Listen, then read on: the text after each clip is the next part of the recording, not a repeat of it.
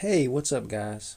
Today is July the 5th, and we'll be reading Acts chapter 23, verses 11 through 35. That night the Lord appeared to Paul and said, "Be encouraged, Paul. Just as you have been a witness to me here in Jerusalem, you must preach the good news in Rome as well."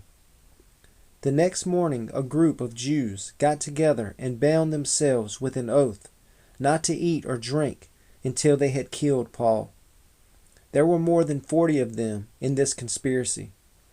They went to the leading priests and elders and told them, "We have bound ourselves with an oath to eat nothing until we have killed Paul. So you and the high council should ask the commander to bring Paul back to the council again. Pretend you want to examine his case more fully. We will kill him on the way."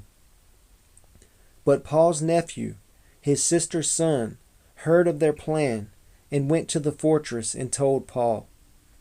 Paul called for one of the Roman officers and said, "Take this young man to the commander. He has something important to tell him." So the officer did, explaining, "Paul the prisoner called me over and asked me to bring this young man to you because he has something to tell you."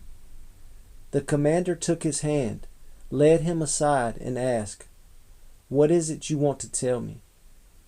Paul's nephew told him, "Some Jews are going to ask you to bring Paul before the high council tomorrow, pretending they want to get some more information.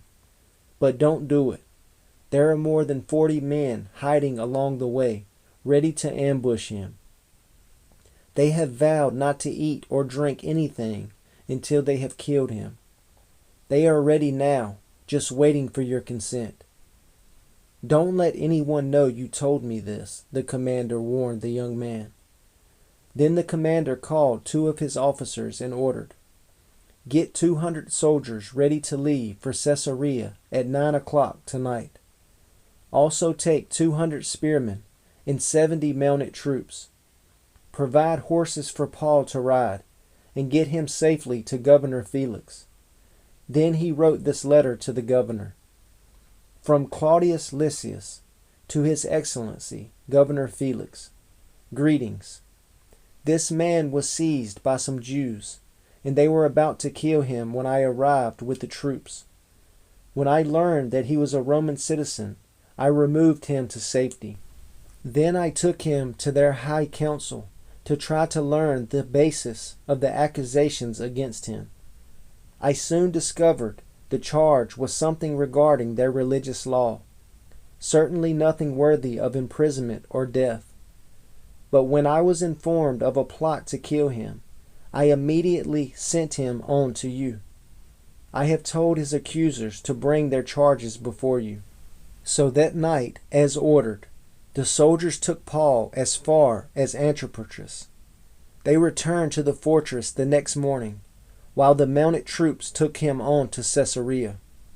When they arrived in Caesarea, they presented Paul and the letter to Governor Felix. He read it and then asked Paul what province he was from. "Cilicia," Paul answered. "I will hear your case myself when your accusers arrive," the governor told him. Then the governor ordered him kept in the prison at Herod's headquarters.